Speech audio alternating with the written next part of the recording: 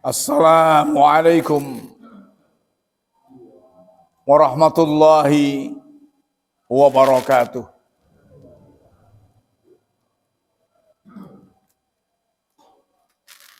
Innal hamdalillah nahmaduhu wa nasta'inuhu wa nastaghfiruh wa na'udzu billahi min syururi anfusina wa min sayyiati a'malina. May yahdihillah fala mudhillalah wa may yudlil fala hadiyalah. Asyhadu an la ilaha illallah wahdahu la syarikalah wa asyhadu anna Muhammadan abduhu wa rasuluh. Allahumma salli ala Muhammadin wa ala alihi wa ashabihi ajma'in. Amma ba'd.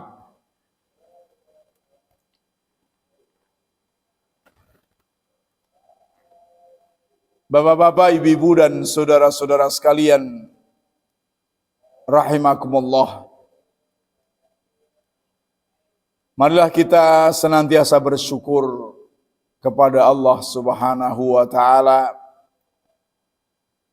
atas berbagai nikmat yang telah dikaruniakan Allah kepada kita semuanya. Karunia Allah tiada batasnya, baik mengenai jumlahnya maupun jenisnya. Sejak kita bangun tidur sampai tidur lagi, bahkan ketika tidur pun semuanya itu nikmat dari Allah Subhanahu wa taala. Kalau kita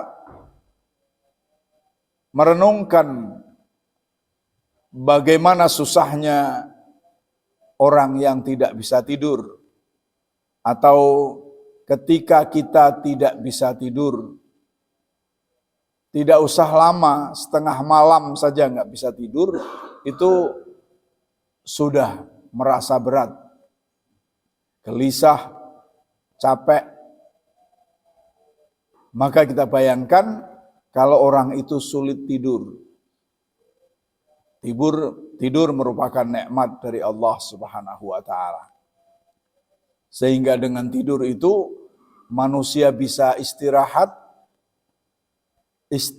fisiknya, juga istirahat mentalnya. Semuanya diistirahatkan oleh Allah Subhanahu wa taala. Maka semua nikmat itu kita syukuri dengan meyakini bahwa nikmat itu merupakan karunia Allah Subhanahu wa taala. Kita syukuri dengan mengucapkan alhamdulillah. Kita syukuri dengan menggunakan nikmat itu sebagai sarana untuk beribadah kepada Allah Subhanahu wa taala. Salawat dan salam semoga terus tercurahkan kepada Nabi kita Muhammad sallallahu alaihi wasallam, keluarganya, para sahabatnya, dan umatnya yang setia mengikuti sunnah-sunnahnya. Bapak-bapak, ibu-ibu dan saudara-saudara sekalian rahimakumullah, pada kajian di pagi ini, marilah kita mempelajari wasiat malaikat Jibril kepada Rasulullah sallallahu alaihi wasallam, tentunya kepada kita semuanya. Ada 5 wasiat malaikat Jibril yang disampaikan melalui suatu hadis yang diriwayatkan oleh Al-Hakim dan At-Tirmidzi. Yani wasiat itu berbunyi, ya Muhammad, aish ma syi'ta fa innaka mayyitun wa'mal ma syi'ta fa innaka majziyun bihi wa ahbib ma syi'ta fa innaka mufariquhu wa'lam anna syarafal mu'mini qiyamul lail wa izzahu istighna'uhu 'anil nas.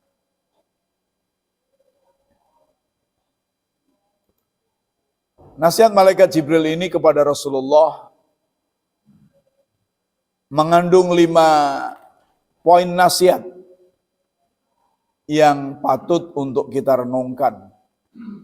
Karena 5 wasiat itu berkaitan dengan masalah hidup sehari-hari. Sederhana, tapi sangat penting untuk kita ingat. Yang pertama, isma syi'ta, ya, fa innaka mayyitun. Hiduplah sesukamu, tapi ingat engkau akan mati. Ya. Artinya silahkan hidup sesukamu. Mau kafir silahkan, mau mukmin silahkan, mau maksiat silahkan, ya. Mau taat silahkan, tapi ingat engkau akan mati. Ya. Nasihat ini atau nasihat yang pertama ini merupakan sindiran sekaligus peringatan bahwa kematian itu sesuatu yang pasti, ya, yang tidak bisa dihindari oleh siapapun.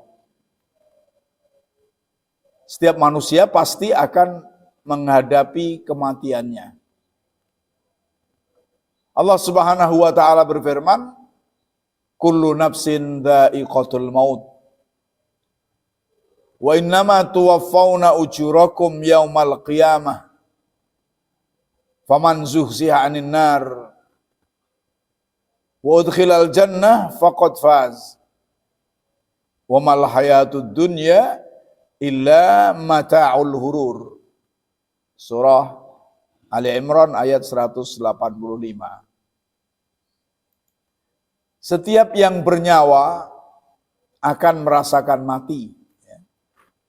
Kita bernyawa, manusia bernyawa, maka pasti akan merasakan mati. Hanya waktunya yang kita tidak ngerti. Dan hanya pada hari kiamat adalah diberikan dengan sempurna balasan. Balasan ini akan diberikan dengan sempurna pada hari kiamat. Baik balasan akan kejahatan yang dilakukan maupun kebaikan yang dilakukan. Silahkan kau berbuat apa saja, nanti akan menerima balasannya di hari kiamat.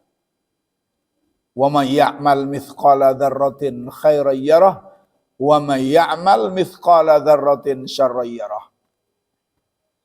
Barang siapa yang melakukan kebaikan meskipun seberat biji sawi, dia akan melihatnya. Artinya menerima balasannya, pahalanya. Dan barang siapa yang melakukan kejahatan meskipun seberat biji sawi, maka dia pun akan menerima balasannya, yakni dosanya dan siksanya. Barang siapa yang dijauhkan dari neraka dan dimasukkan ke dalam surga, sungguh dia memperoleh kemenangan. Kehidupan dunia hanyalah kesenangan yang memperdayakan.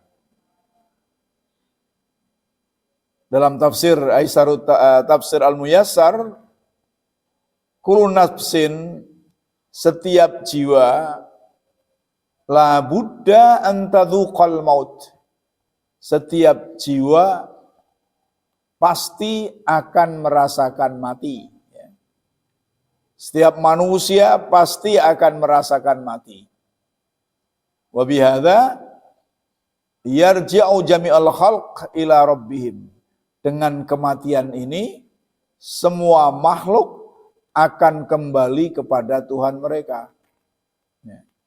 Dengan kematian itu kita akan kembali kepada Allah Subhanahu wa taala liyuhasibahum. yakni untuk dihitung oleh Allah amal-amalnya, untuk dimintai pertanggungjawaban oleh Allah akan amal-amalnya. Maka ketika kita ingat mati, berarti ingat akan mempertanggungjawabkan kehidupan kita. Meskipun Allah mengatakan faman syaa'a falyu'min wa man syaa'a falyakfur. Meskipun Allah berfirman, barang siapa yang mau silahkan beriman, barang siapa yang mau silahkan kafir. Tapi nanti akan dimintai pertanggungjawaban. Aish ma syi'ta fa innaka mayyitun. Hiduplah sekehendakmu, nanti kamu akan mati. Wa innama tuwaffawna ujurakum ala amalikum wafiyatun ghairu manqusatin yaumal qiyamah.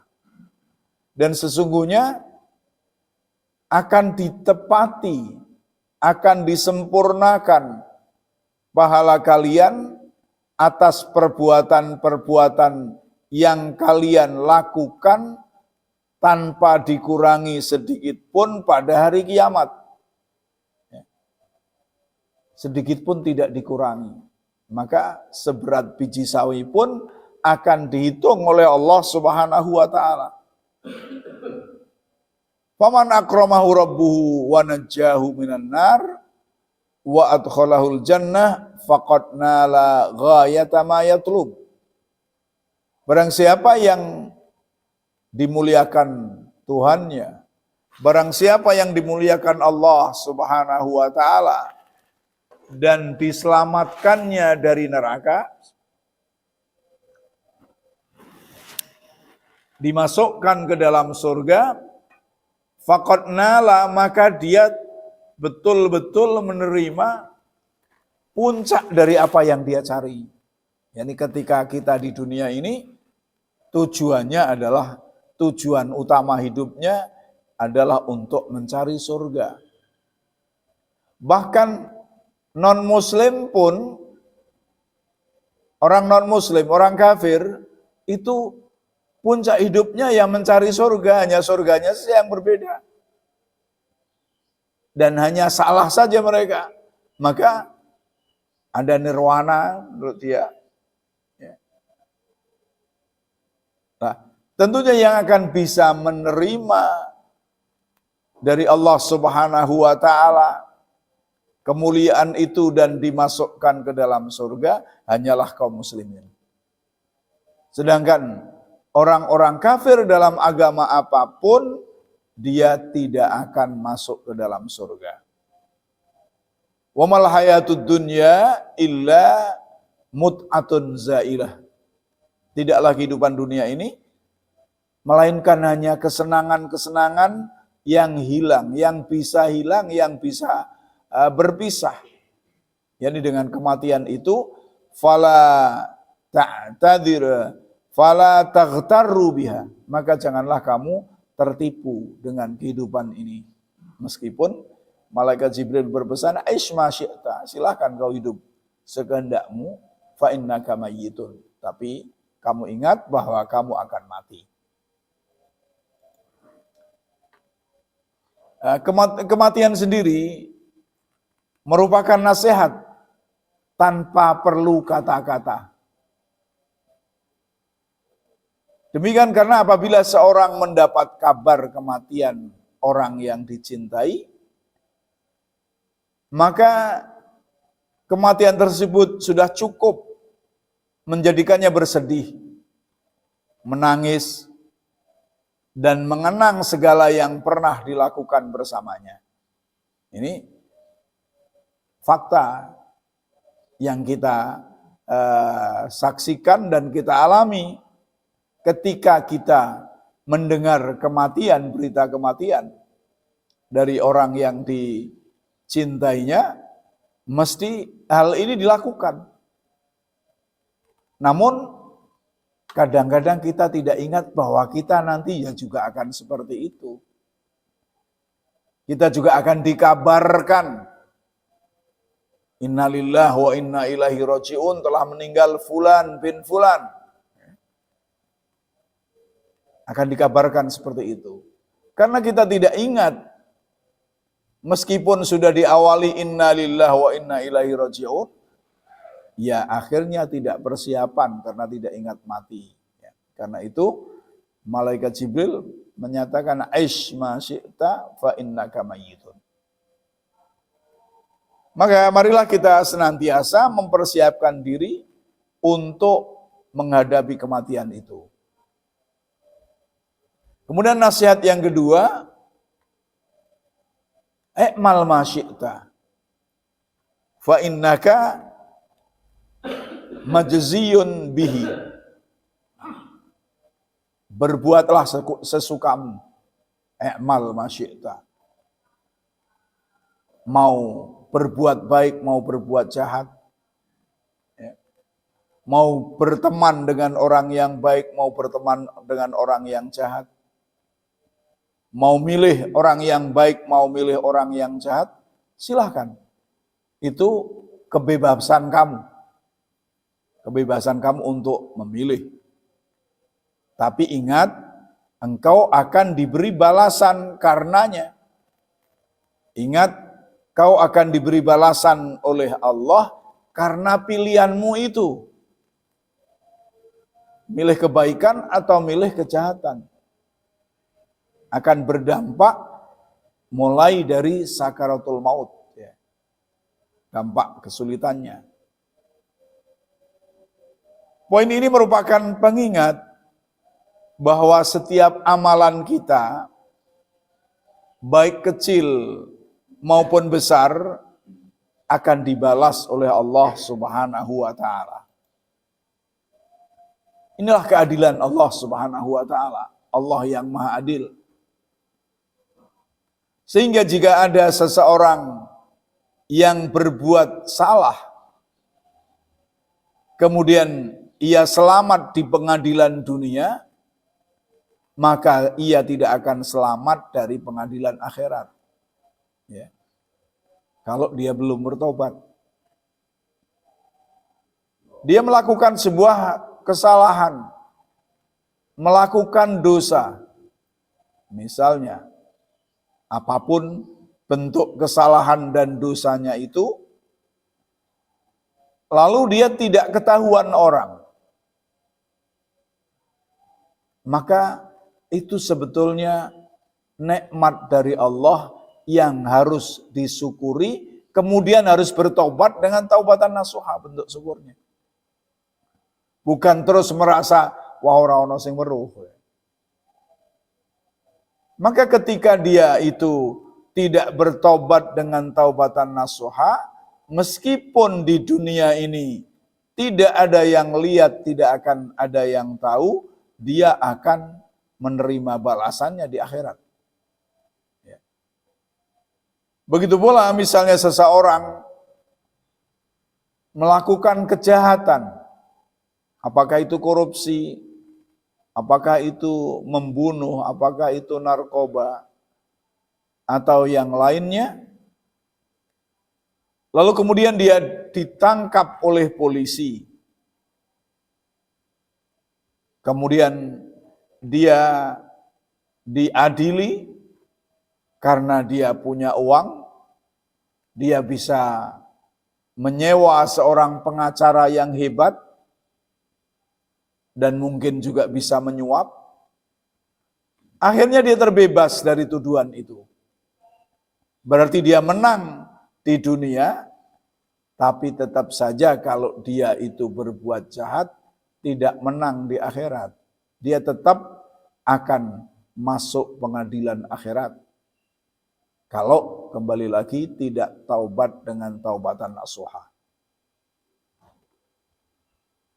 Sekecil apapun perbuatan kita, walaupun perbuatan tersebut tidak dianggap di dunia, maka pasti ia pun akan mendapatkan balasannya di akhirat.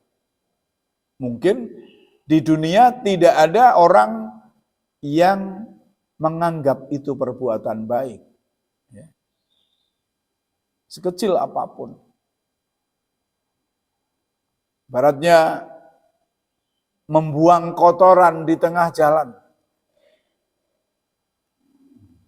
Membuang kotoran di tengah jalan. Ibaratnya kita berjalan kemudian di tengah jalan ada gangguan, apakah itu tali, apakah itu batu kecil yang akan mencelakakan orang, lalu kita ambil, turun.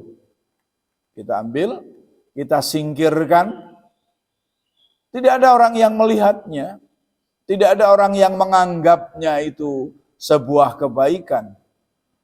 Bahkan bisa jadi ada yang menganggap kayak wong edan. Neng dalan mesti nek ana kotoran dijukuk, dibuak. Ya. Itu orang gila. Namun di akhirat dia mendapatkan penilaian dari Allah Subhanahu wa taala.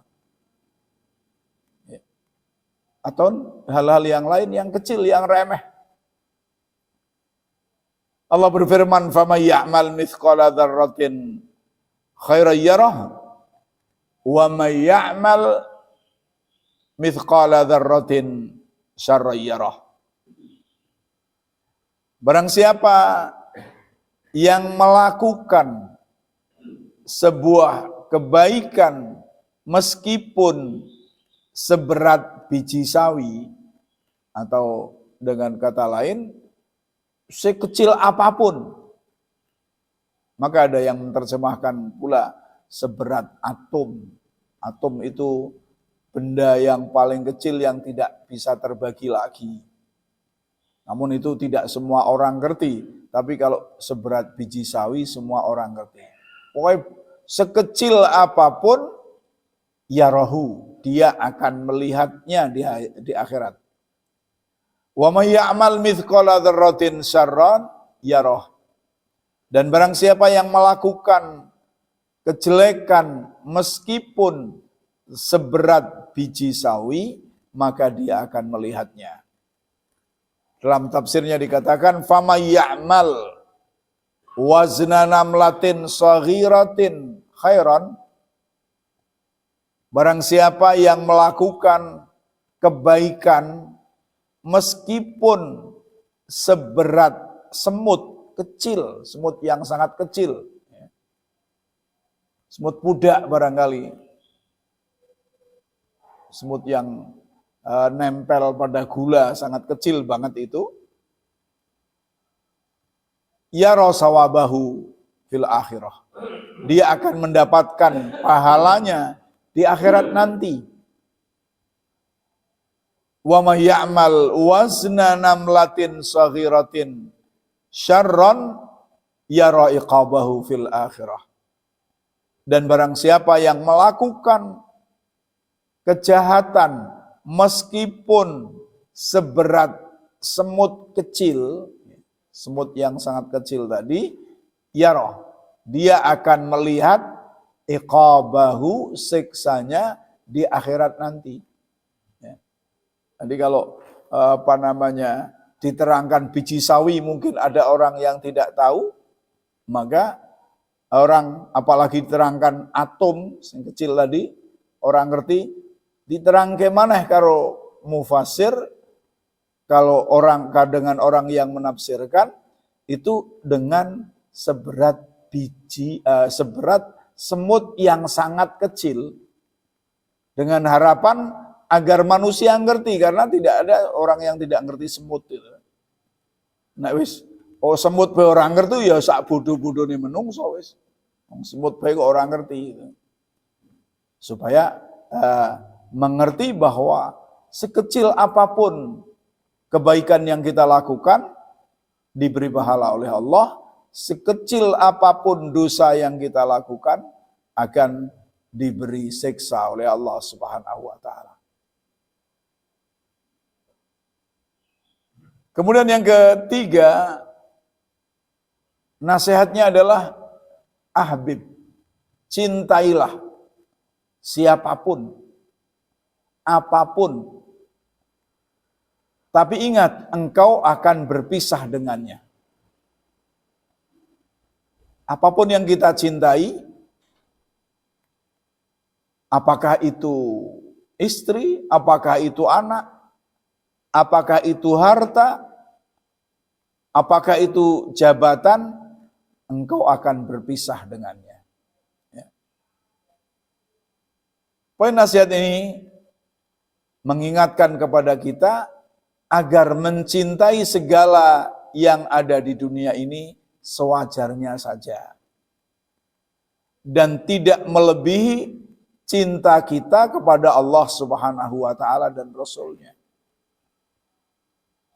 Apalagi membuatnya kita sombong karena jabatan, sombong karena postur tubuhnya yang ganteng atau cantik, sombong karena keturunannya, semuanya itu akan berpisah dengan kita. Tidak ada yang terus abadi. Ya.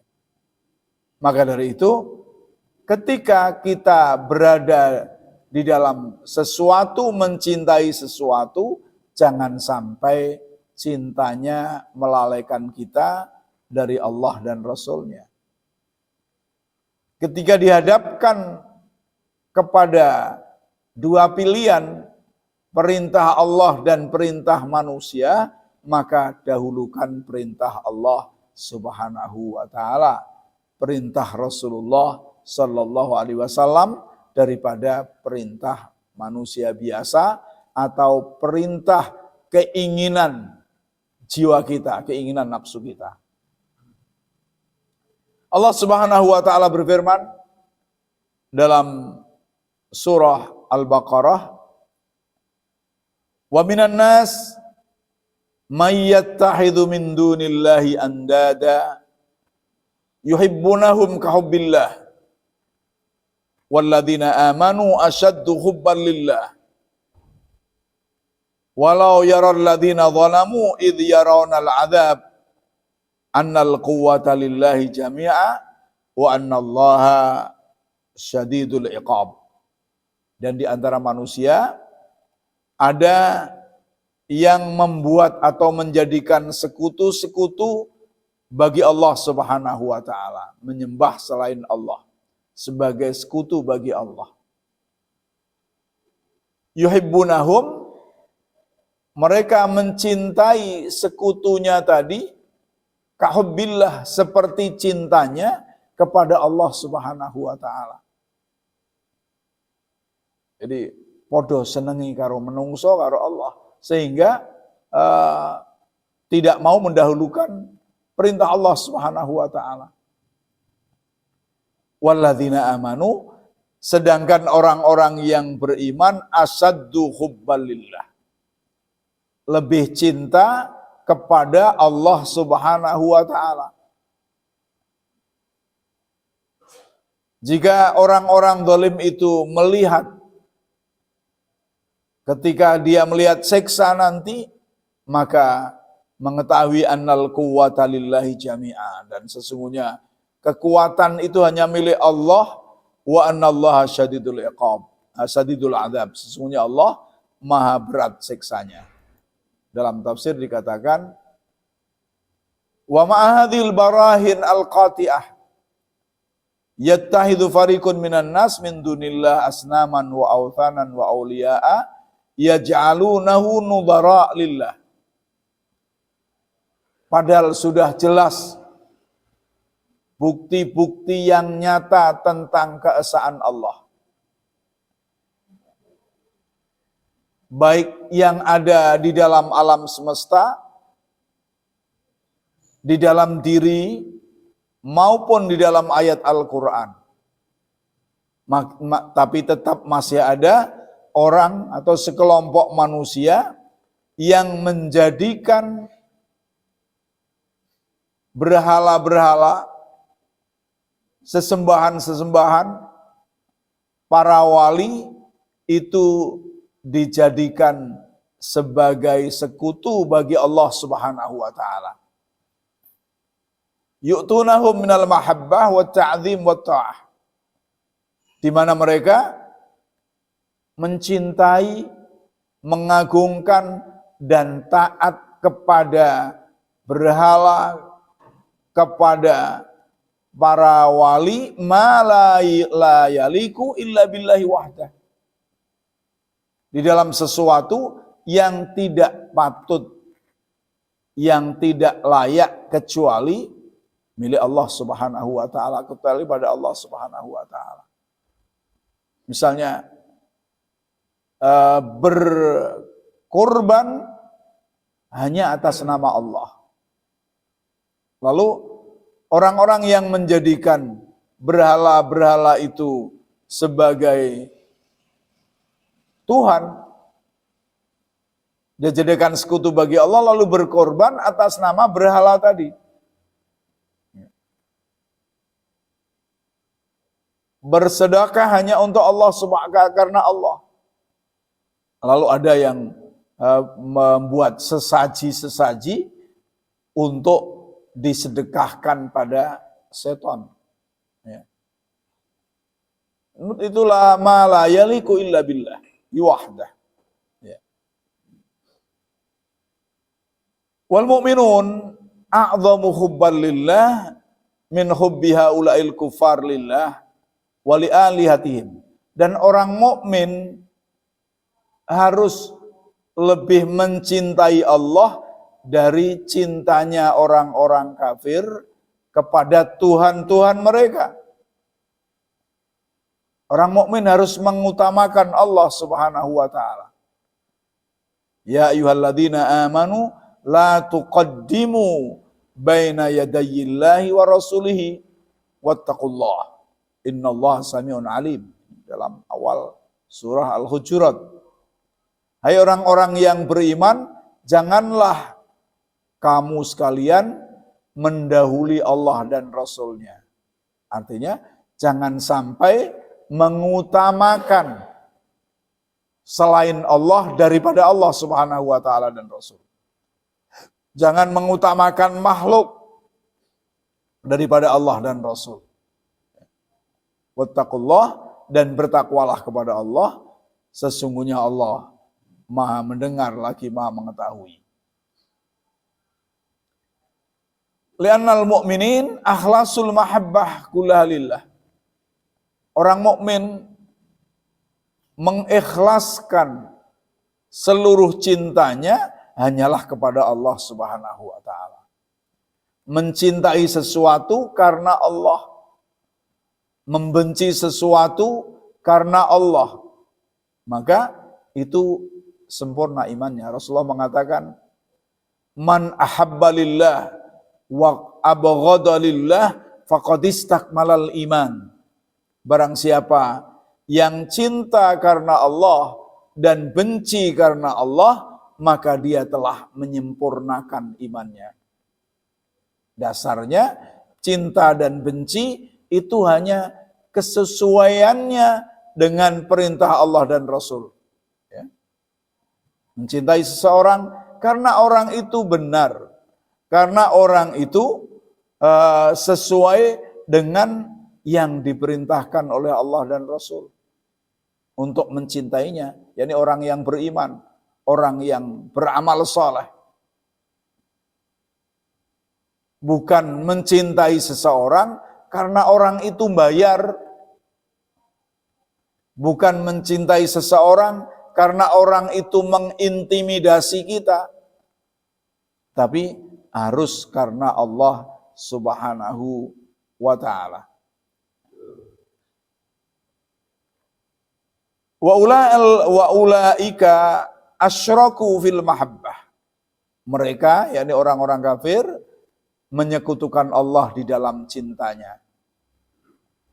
Walau ya'lamul ladzina dzalamu anfusahum bisyirki fil hayatid dunya hina yushahidu adzabal akhirah annallaha huwal mutafarrid bil quwwah jami'an wa annallaha syadidul adzab lammattakhadhu min dunillahi alihatan ya'budunahum min dunihi wa yataqarrabuna bihi ilaihi. Seandainya orang-orang yang menzalimi dirinya sendiri dengan kemusyrikan di dalam kehidupan dunia ini bisa melihat siksa yang ada di akhirat, dan seandainya dia tahu bahwa Allah yang mempunyai kekuatan atas segala sesuatu di akhirat nanti, dan seandainya dia tahu bahwa Allah itu maha dahsyat siksanya, lamattakhadhu min dunillahi alihah, maka dia tidak akan menjadikan Tuhan-Tuhan selain Allah. Dia tidak akan menyembah berhala-berhala, tidak akan mentaati manusia yang bertentangan dengan Allah dan Rasul, dan tidak akan mendekat kepada Allah dengan mendekatkan diri pada berhala-berhala tadi, seandainya tahu. Maka seandainya kita tahu bagaimana ancaman Allah terhadap orang-orang yang mendukung orang zalim, niscaya kita tidak akan mendukungnya. Apa ancamannya? Ancamannya dikeluarkan dari golongan Rasulullah, dan juga tidak akan bisa mendapat minuman dari telaga Rasulullah sallallahu alaihi wasallam.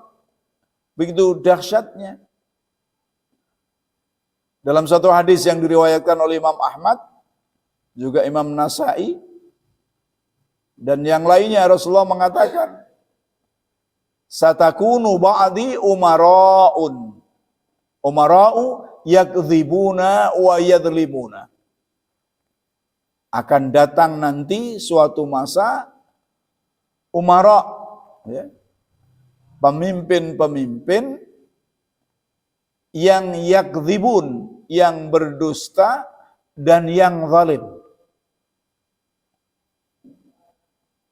Faman ya'tihim, barang siapa yang mendatangi mereka, membenarkan kedustaannya, dan juga menolong kezalimannya, yu'inhum fi zulmihim, kezaliman mereka, maka dia laisa minni, dia tidak termasuk golonganku, dan aku tidak termasuk golongan dia, kata Rasulullah. Dan dia tidak akan masuk, tidak bisa meminum di dalam telagaku pada hari kiamat, yakni telaga Kautsar di mahsyar, ya. Dan barang siapa yang tidak mendatangi mereka, tidak membenarkan kedustaan mereka, dan tidak menolong kezaliman mereka, tidak membantu kezaliman mereka, maka dia termasuk golonganku, dan aku termasuk golongan dia, dan dia akan bisa meminum di telagaku pada hari kiamat nanti. Seandainya mengerti satu hadis ini saja, dicamkan, ngapain milih orang zalim? Ngapain milih menjadikan orang-orang yang zalim menjadi pemimpin, seandainya ada yang zalim? Seandainya ada tawaran yang baik dan yang zalim, kenapa milih yang zalim hanya dengan uang misalnya 100.000? Itu peringatan dari Allah Subhanahu wa taala dan juga tadi dari malaikat Jibril diwasiatkan. Untuk itulah Rasulullah SAW mengingatkan untuk mencintai dan membenci sesuai porsinya. Karena bisa jadi orang yang dicintai menjadi musuhnya pada suatu hari nanti, juga sebaliknya orang yang dibenci pun bisa jadi suatu saat nanti menjadi orang yang dicintai. Namun cinta dan benci itu harus didasarkan pada cinta dan benci karena Allah Subhanahu wa taala. Yang keempat adalah kemuliaan seseorang mukmin. Syaraful mukmin ya. Kemuliaan seorang mukmin adalah salat malamnya. Ini menegaskan kepada kita bahwa salat malam memiliki keutamaan yang sangat besar. Meskipun barangkali kita belum bisa melakukannya dengan baik, tapi harus yakin bahwa ini memiliki suatu keistimewaan yang besar. Karena salat malam lebih dekat dengan keikhlasan. Di mana seseorang hamba menyisih waktu untuk istirahatnya, untuk berdekat diri kepada Allah Subhanahu wa taala tanpa diketahui manusia. Maka Rasulullah juga mengatakan afsus salam, wasilul arham, wasallu bil laili wan nasu niyam, tadkhulul jannah bisalam. Sebarkanlah salam, bangunlah silaturahim, sambungkanlah silaturahim, dan salat malamlah. Di waktu orang-orang yang sedang tidur, wan nasu niyam, tadkhulul jannah bisalam, niscaya kamu akan masuk surga dengan selamat.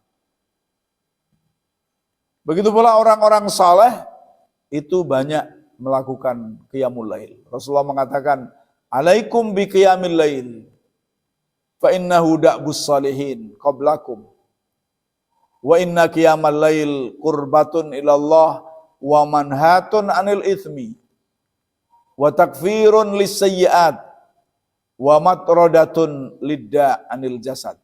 Hendaklah kalian melakukan salat malam, karena salat malam adalah hidangan orang-orang saleh sebelum kalian. Dan sesungguhnya salat malam mendekatkan kepada Allah, menghalangi dari dosa, menghapuskan kesalahan, serta menolak penyakit dari badan.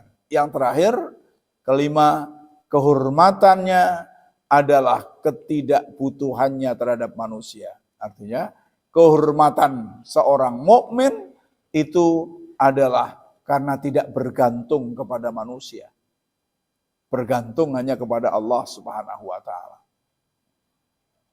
Poin ini menekankan kepada kita bahwa merasa cukup dari manusia merupakan kemuliaan dan keperkasaan dalam Islam. Mengapa merasa cukup? Ya, akhirnya tidak menjadi orang yang gampang mengeluh, tidak gampang meminta-minta. Seandainya kita tidak punya, juga menjadi yang al-mahrum. Dalam Al-Quran dikatakan, wa fi amwalihim haqqun lis-sa'ili wal mahrum. Di dalam harta mereka ada hak bagi orang yang miskin yang meminta-minta dan bagi orang miskin yang tidak meminta-minta. Lah yang paling utama itu adalah al-mahrum tadi, yang tidak meminta-minta. Demikian itu karena ia diperintahkan oleh Rasulullah untuk senantiasa memberi, bukan meminta-minta kepada orang lain. Al-yadul ulya khairan minal yadis sufla. Fal yadul ulya hiyal mumfiqah was sufla hiya as-sailah. Tangan yang di atas lebih baik daripada tangan yang di bawah. Tangan di atas adalah yang menginfakkan, sedangkan tangan yang di bawah adalah orang yang meminta-minta. Maka yang baik, kalaulah kita tidak punya, menjadi al-mahrum tadi, yakni orang yang tidak meminta-minta. Bapak-bapak, ibu-ibu dan saudara-saudara sekalian rahimakumullah, demikian yang saya sampaikan, mudah-mudahan dapat bermanfaat, dapat menggugah kita, khususnya untuk ingat isma syi'ta fa innaka mayyitun wa'mal ma syi'ta fa innaka majziyun bi. Silakan kamu hidup sekehendakmu, ingat kamu akan mati, dan silakan berbuat apa saja, kamu akan dibalas sesuai dengan apa yang kamu lakukan. Kita tutup dengan doa kafaratul majlis. Subhanakallahumma wa bihamdika asyhadu an la ilaha illa anta astaghfiruka wa atubu ilaik. Wassalamualaikum warahmatullahi wabarakatuh.